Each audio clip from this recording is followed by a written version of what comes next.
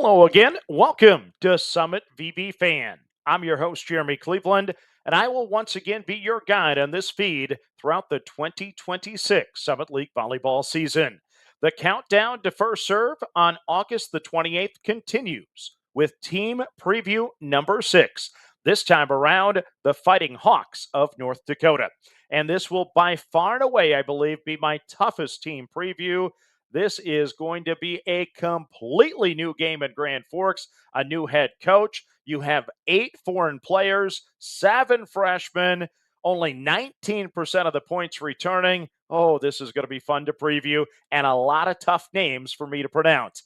Last year, it was a tough year at UND. They went 7-20 overall. 4-12 in the Summit League. Started with a big upset win, but unfortunately after that, things went downhill, which led to a coaching change. It's our only coaching change in the Summit this year.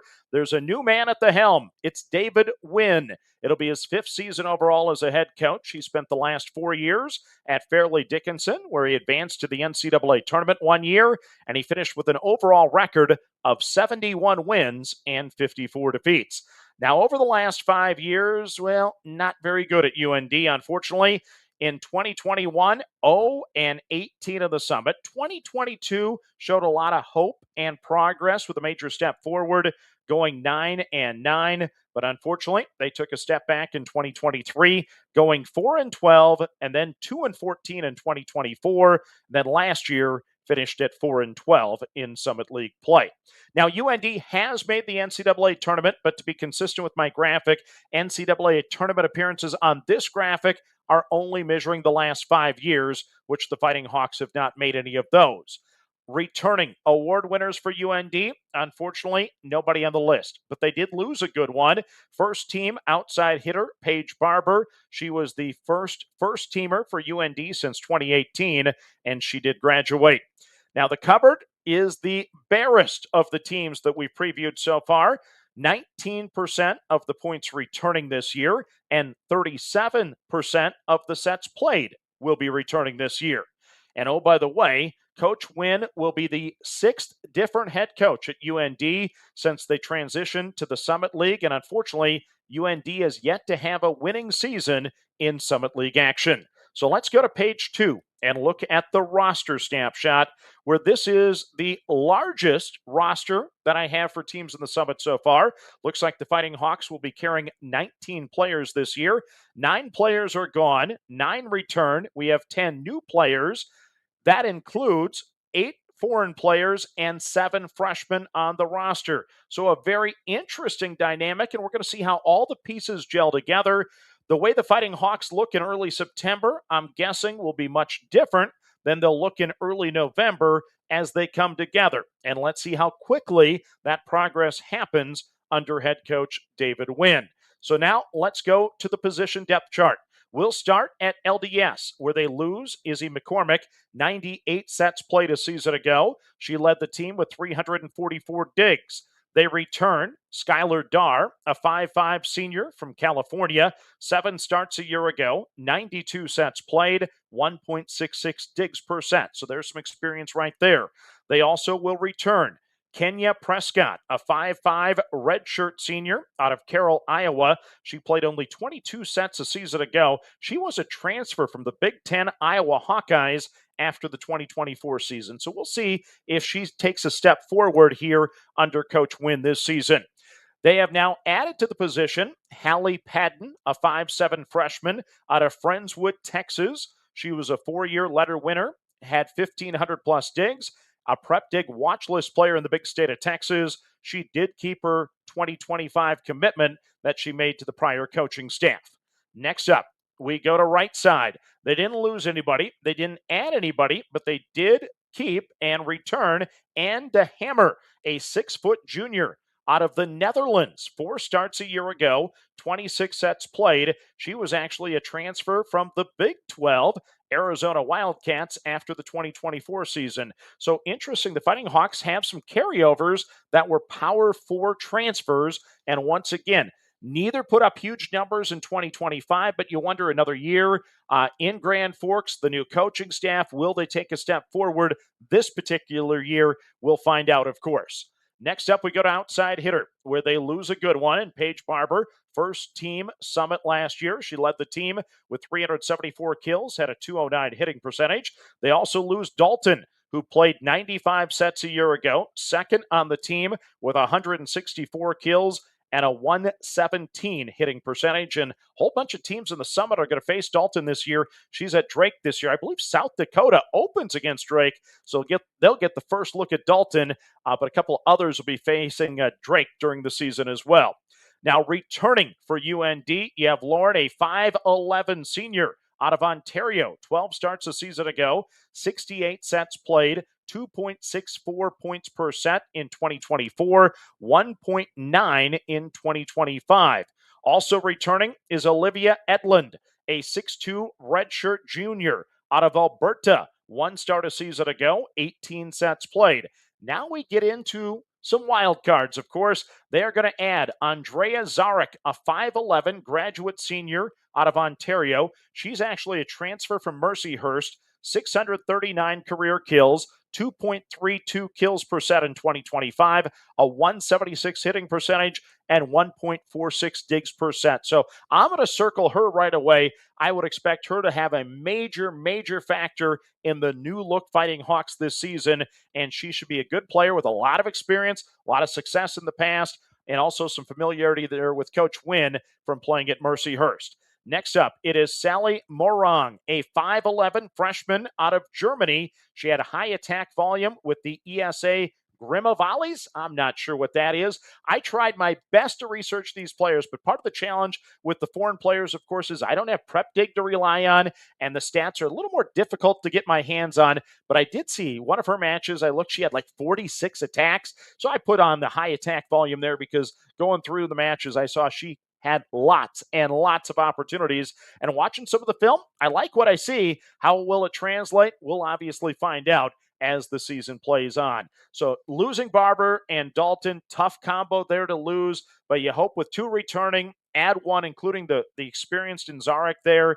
Hopefully UND can be respectable at the outside hitter, maybe even take a step forward. We'll find out once again as the season starts. Next up, we go to outside hitter right side. They didn't lose anybody. They didn't add anybody. They do return Autumn Jordan, a 6'2 redshirt sophomore out of Bentonville, Arkansas, the home of Walmart, of course. 14 sets played a season ago, 1.9 blocks per set at the prep level. We'll once again, with that size at 6'2", we'll see what type of factor she is this season with that extra year of experience.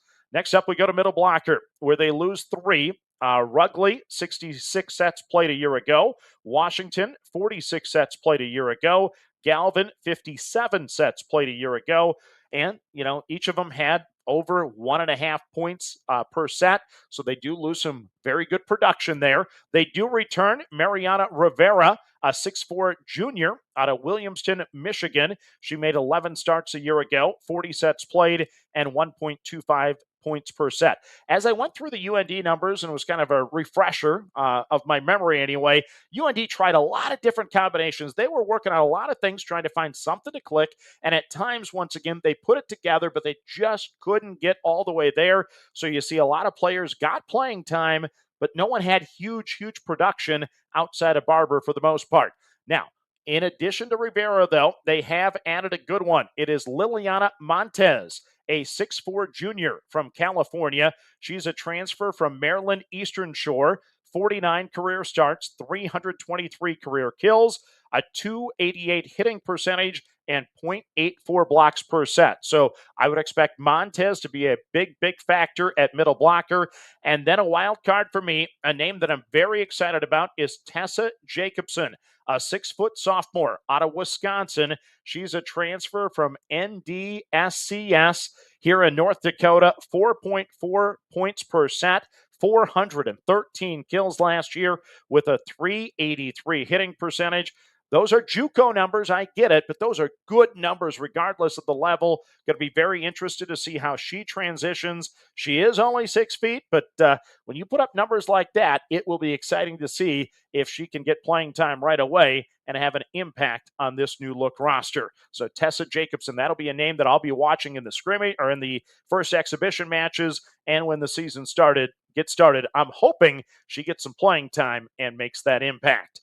Next up, we go to setter. They lose Sadie White, 98 sets played a year ago, 7.83 assists per set, 2.13 digs per set. I believe she was one of 2 players that went to St. Mary's of California, a team that UND played last year. So they had that firsthand scouting report of her. Now returning, you have Regan McIntosh, a 6-foot junior out of Verona, Wisconsin. She played in 65 sets a year ago, 1.2 assists per set.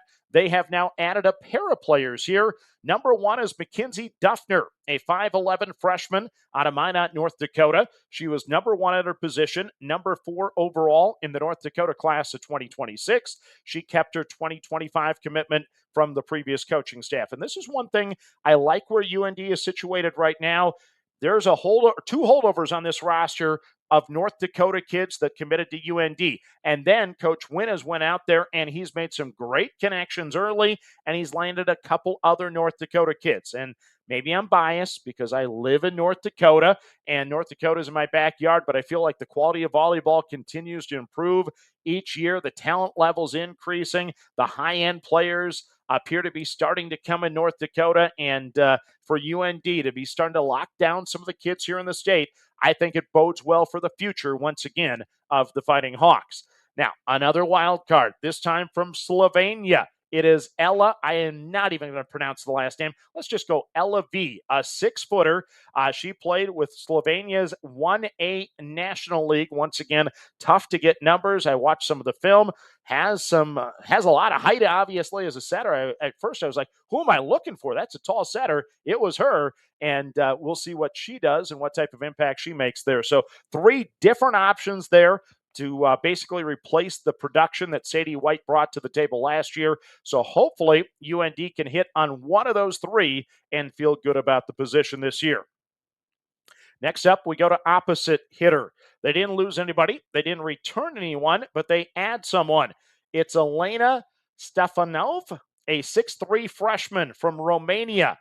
Best Opposite Award in 2025, Most Promising Player Award in 2023, 4 national championships playing for the CSM teams. She's left-handed. I watched some of the film on her. Looked impressive, but once again, I don't have that comparison, so it's tough to really give too firm of an opinion there. We'll see how the proof is in the pudding once she gets on the floor.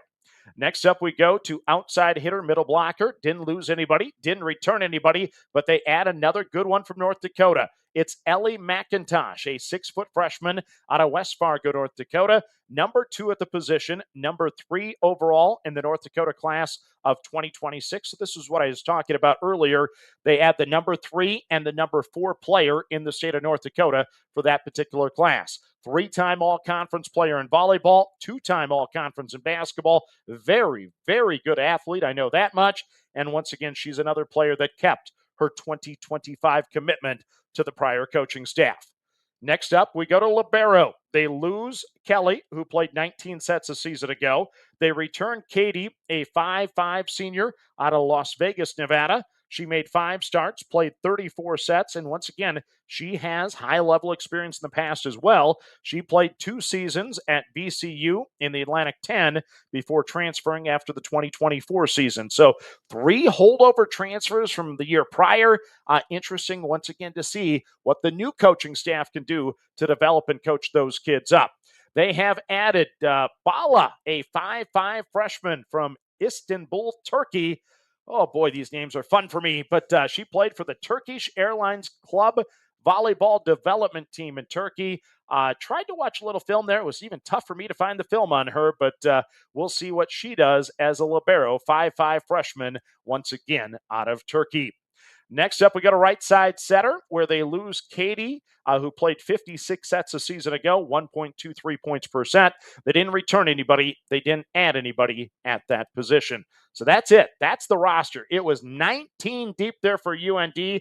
A lot of question marks. To recap, you got 7 different freshmen. You have 8 foreign players that we really don't have a measuring stick from a rankings perspective on for the most part.